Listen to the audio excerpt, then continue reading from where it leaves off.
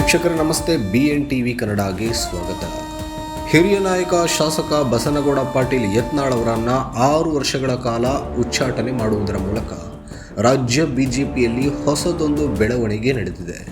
ಯತ್ನಾಳ್ ಉಚ್ಚಾಟನೆಯಿಂದ ರಾಜ್ಯ ಬಿಜೆಪಿಯಲ್ಲಿ ಎಲ್ಲವೂ ಸರಿ ಹೋಗಿಬಿಡುತ್ತಾ, ನಾಳೆಯಿಂದಲೇ ಬಣಮುಕ್ತ ಬಿಜೆಪಿ ಆಗಿಬಿಡುತ್ತಾ ಹೀಗೆಂಬ ಪ್ರಶ್ನೆಗಳಿಗೆ ಇಲ್ಲ ಎಂಬ ಉತ್ತರಗಳೇ ರಾಜಕೀಯ ಪಡಸಾಲೆಯಿಂದ ಕೇಳಿ ಬರ್ತಾ ಇವೆ. ಹೈಕಮಾಂಡ್ ತೀರ್ಮಾನ ರಾಜ್ಯದಲ್ಲಿ ಬಿಜೆಪಿಗೆ ಅನುಕೂಲಕರ ವಾತಾವರಣವನ್ನು ನಿರ್ಮಾಣ ಮಾಡಲಿದೆ ಎನ್ನುವುದನ್ನು ಒಪ್ಪಿಕೊಳ್ಳುವುದು ಕಷ್ಟವೇ ಸಾಧ್ಯ. ಸದ್ಯದ ಪರಿಸ್ಥಿತಿಯಲ್ಲಿ ರಾಜ್ಯದ ಹಿರಿಯರು, ನಾಯಕರು ಮತ್ತು ಬಣ ಬಡಿದಾಟದಲ್ಲಿ ತೊಡಗಿರುವ ನಾಯಕರನ್ನು ಒಂದೆಡೆ ಸೇರಿಸಿ ಭಿನ್ನಾಭಿಪ್ರಾಯಗಳನ್ನು ಸರಿಪಡಿಸುವ ಕೆಲಸವನ್ನು ಹೈಕಮಾಂಡ್ ನಾಯಕರು ಮಾಡಬಹುದಾಗಿತ್ತು. ಆದರೆ ಅದ್ಯಾವುದನ್ನು ಮಾಡದೆ ಉಚ್ಚಾಟನೆಯನ್ನು ಮಾಡಿಬಿಟ್ರೆ ಸಮಸ್ಯೆಗಳಿಗೆ ಪರಿಹಾರ ಸಿಕ್ಕಿದಂತಾಯಿತು. ಈಗಾಗಲೇ ರಾಜ್ಯದಲ್ಲಿ ಬಿಜೆಪಿ ಕತೆ ಊರು ಬಾಗ್ಲಾಗಿದೆ. 2023 ವಿಧಾನಸಭಾ ಚುನಾವಣೆ ಬಳಿಕ ಪಕ್ಷ ದುರ್ಬಲವಾಗುತ್ತಾ ಹೋಗ್ತಾ ಇದೆ. ಜೊತೆಗೆ ನಾಯಕರುಗಳ ನಡುವಿನ ಅಸಮಾಧಾನಗಳು ಪಕ್ಷ ಸಂಘಟನೆಗೆ ಮಾರಕವಾಗ್ತಾ ಇವೆ. ಅದರಲ್ಲೂ BY ವಿಜಯೇಂದ್ರ ಅವರು ರಾಜ್ಯಾಧ್ಯಕ್ಷರಾದ ಮೇಲೆ ಹಲವು ಹಿರಿಯ ನಾಯಕರು ತಮಗೆ ರಾಜ್ಯಾಧ್ಯಕ್ಷ ಸ್ಥಾನ ಸಿಕ್ಕಿಲ್ಲ ಎಂಬ ಕಾರಣಕ್ಕೆ ಪಕ್ಷ ಸಂಘಟನೆಯಲ್ಲಿ ಆಸಕ್ತಿಯನ್ನೇ ಕಳೆದುಕೊಂಡಿದ್ದಾರೆ. 2021ರಲ್ಲಿ BS ಯಡಿಯೂರಪ್ಪ ಅವರನ್ನು CM ಸ್ಥಾನದಿಂದ ಕೆಳಗಿಳಿಸಿ ಬಸವರಾಜ ಬೊಮ್ಮಾಯಿ ಅವರನ್ನು CM ಸ್ಥಾನಕ್ಕೆ ತಂದ ಹೈಕಮಾಂಡ್ ಆ ನಂತರದ ಬೆಳವಣಿಗೆಯಿಂದ ಬೆಚ್ಚಿ ಬಿದ್ದಿತ್ತು. 2023 ವಿಧಾನಸಭಾ ಚುನಾವಣೆಯಲ್ಲಿ ಬಿಜೆಪಿ ಹೀನಾಯ ಸೋಲು ಕಂಡಾಗ ಎಚ್ಚೆತ್ತುಕೊಂಡ ಹೈಕಮಾಂಡ್ BS ಯಡಿಯೂರಪ್ಪ ಅವರನ್ನು ಪಕ್ಷದಿಂದ ದೂರವಿಟ್ಟ ಪರಿಣಾಮ ರಾಜ್ಯದಲ್ಲಿ ಸೋಲು ಕಾಣುವಂತಾಯಿತು. ಹೀಗಾಗಿ ಪಕ್ಷದಿಂದ ದೂರ ಹೋದ ಲಿಂಗಾಯತ ಮತವನ್ನು ಮತ್ತೆ ಸೆಳೆದುಕೊಳ್ಳಲು BS ಯಡಿಯೂರಪ್ಪ ಅವರ ಪುತ್ರ BY ವಿಜಯೇಂದ್ರ ಅವರಿಗೆ ರಾಜ್ಯಾಧ್ಯಕ್ಷ ಸ್ಥಾನವನ್ನು ನೀಡಲಾಯಿತು. ತಮ್ಮವರ ವಿರುದ್ಧವೇ ಹರಿಹಾಯುತ್ತಾ ಬಂದಿದ್ದ ಯತ್ನಾಳ್ ಇಲ್ಲಿ ಆಗಿದ್ದೇ ಬೇರೆ. ಹೈಕಮಾಂಡ್ ಏನು ಅಂದುಕೊಂಡಿತ್ತೋ ಅದು ಉಲ್ಟಾ ಆಗಿತ್ತು.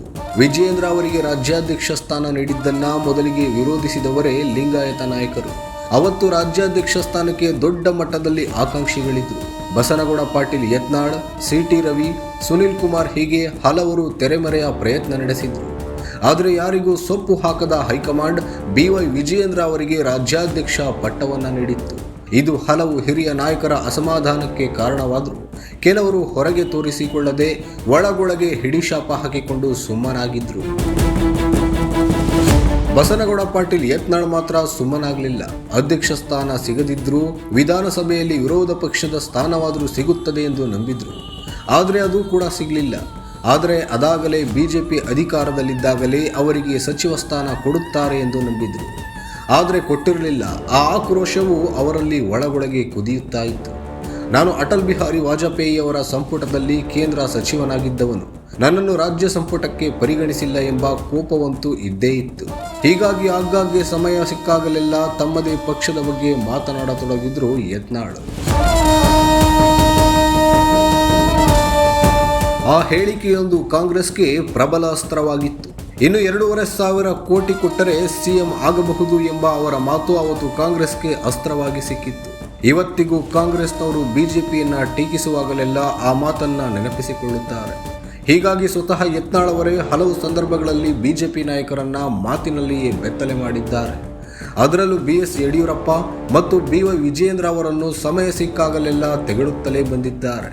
ಆದರೆ ಇಷ್ಟರವರೆಗೆ ಕಾದು ನೋಡುವ ತಂತ್ರ ಅನುಸರಿಸಿರುವ ಹೈಕಮಾಂಡ್ ಇದೀಗ ಉಚ್ಚಾಟನೆಯನ್ನೇ ಮಾಡಿದೆ. ಯತ್ನಾಳ್ ಅವರನ್ನು ಉಚ್ಚಾಟನೆ ಮಾಡಿ ಇನ್ನೊಂದಷ್ಟು ಮಂದಿಗೆ ನೋಟಿಸ್ ನೀಡಿ ನಮ್ಮದು ಶಿಸ್ತಿನ ಪಕ್ಷ ಎಂದು ಬೆನ್ನು ತಟ್ಟಿಕೊಂಡಿರುವ ಹೈಕಮಾಂಡ್ ಮುಂದಿನ ಬೆಳವಣಿಗೆ ಬಗ್ಗೆ ಆಲೋಚಿಸದಂತೆ ಕಾಣಿಸ್ತಾ ಇಲ್ಲ. ಯತ್ನಾಳ್ ಉಚ್ಚಾಟನೆಯಿಂದ ಬಿಜೆಪಿಗೆ ಲಾಭವಾಗುತ್ತೋ ಇಲ್ಲವೋ ಗೊತ್ತಿಲ್ಲ. ಆದರೆ ಇದರ ಲಾಭವನ್ನು ಕಾಂಗ್ರೆಸ್ ಮಾಡಿಕೊಳ್ಳುವ ಎಲ್ಲ ಲಕ್ಷಣಗಳು ಕಾಣಿಸ್ತಾ ಇವೆ. ಯತ್ನಾಳ್ ಅವರನ್ನು ಗುರಿಯಾಗಿಸಿಕೊಂಡು ಬಿಜೆಪಿ ಮೇಲೆ ಮಾತಿನ ಗುಂಡು ಹಾರಿಸುವ ಪ್ರಯತ್ನ ಮಾಡುವುದರೊಂದಿಗೆ ಇಡೀ ಪಂಚಮಸಾಲಿ ಸಮುದಾಯವನ್ನು ಬಿಜೆಪಿ ವಿರುದ್ಧ ತಿರುಗಿ ಬೀಳುವಂತೆ ಮಾಡಿದರೂ ಅಚ್ಚರಿ ಇಲ್ಲ. ಉಚ್ಚಾಟನೆ ಸುತ್ತಲೂ ಲಾಭ ನಷ್ಟದ ಲೆಕ್ಕಾಚಾರ ಇದೆ. ಇನ್ನು ರಾಜ್ಯದಲ್ಲಿ ಹಿಂದೂಗಳ ಮೇಲೆ ಏನೇ ದೌರ್ಜನ್ಯ ನಡೆದರೂ ಮೊದಲಿಗೆ ಎದ್ದೇಳುತ್ತಿದ್ದಿದ್ದು ಯತ್ನಾಳ್. ಹೀಗಾಗಿಯೇ ಹಿಂದೂ ಹುಲಿ ಎಂಬ ಹೆಸರು ಪಡೆದಿದ್ರು. ಹಿಂದೂ ಸಂಘಟನೆಗಳು ಮತ್ತು ಪಂಚಮಸಾಲಿ ಸಮುದಾಯ ಉಚ್ಚಾಟನೆಯನ್ನು ಯಾವ ರೀತಿ ನೋಡುತ್ತದೆಯೋ ಗೊತ್ತಿಲ್ಲ. ಉಚ್ಚಾಟನೆ ಮಾಡಿರುವುದು ವಿಜೇಂದ್ರ ಬಣವನ್ನ ಹೊರತುಪಡಿಸಿ ಉಳಿದಂತೆ ಯಾವುದೇ ನಾಯಕರಿಗೆ ಸಮಾಧಾನ ತಂದಂತೆ ಕಾಣಿಸ್ತಾ ಇಲ್ಲ. ಯಾಕೆಂದ್ರೆ ಯತ್ನಾಳ್ ಅವರನ್ನು ಬೆಂಬಲಿಸುವ ಬಹಳಷ್ಟು ನಾಯಕರು ಬಿಜೆಪಿಯಲ್ಲಿದ್ದಾರೆ. ಅವರು ಈಗ ಮೌನಕ್ಕೆ ಜಾರಿದಂತೆ ಗೋಚರಿಸಿದರೂ ಅವರ ನಿಲುವು ಏನು ಎಂಬುದು ಕೂಡ ಇಲ್ಲಿ ಮುಖ್ಯವಾಗುತ್ತದೆ. ಈಗಾಗಲೇ ರಾಜ್ಯ ಬಿಜೆಪಿಯಲ್ಲಿ ಬಣ ಬಡಿದಾಟದಿಂದಾಗಿ ಕಾರ್ಯಕರ್ತರು ಅತಂತ್ರರಾಗಿದ್ದಾರೆ. ಹೀಗಾಗಿ ಪಕ್ಷ ಸಂಘಟನೆ ಹಳ್ಳ ಹಿಡಿದಿದೆ. ಇನ್ನು ಇರುವ ನಾಯಕರಲ್ಲಿ ಹಲವು ದಿಕ್ಕು ಎಂಬಂತಾಗಿದೆ. ಹೀಗಾಗಿ ಒಗ್ಗಟ್ಟು ಪ್ರದರ್ಶನ ಮರೀಚಿಕೆಯಾಗಿದೆ. ಇದುವರೆಗೆ ಜಿಲ್ಲಾವಾರು ಮಟ್ಟದಲ್ಲಿ ಕಾರ್ಯಕರ್ತರ ಸಮಾವೇಶ, ನಾಯಕರ ಸಭೆ, ಪಕ್ಷ ಸಂಘಟನೆ ಕುರಿತಂತೆ ಚರ್ಚೆ ಯಾವುದೂ ನಡೆದಂತೆ ಕಾಣ್ತಾ ಇಲ್ಲ. ಅತ್ತ ಆಡಳಿತ ಪಕ್ಷ ಕಾಂಗ್ರೆಸ್ ರಾಜ್ಯದಲ್ಲಿ ಗಟ್ಟಿಯಾಗ್ತಾ ಇದ್ರೆ, ಇತ್ತ ವಿಪಕ್ಷ ಬಿಜೆಪಿ ದುರ್ಬಲವಾಗ್ತಾ ಇದೆ. ಈಗಿನ ಬೆಳವಣಿಗೆಯಿಂದ BY ವಿಜೇಂದ್ರ ಬಣಕ್ಕೆ ಲಾಭವಾಗಿರಬಹುದೇನೋ, ಆದರೆ ರಾಜ್ಯ ಬಿಜೆಪಿಗೆ ಲಾಭಾನ ನಷ್ಟಾನ ಎನ್ನುವುದು ಮುಂದಿನ ದಿನಗಳಲ್ಲಿ ಗೊತ್ತಾಗಲಿದೆ.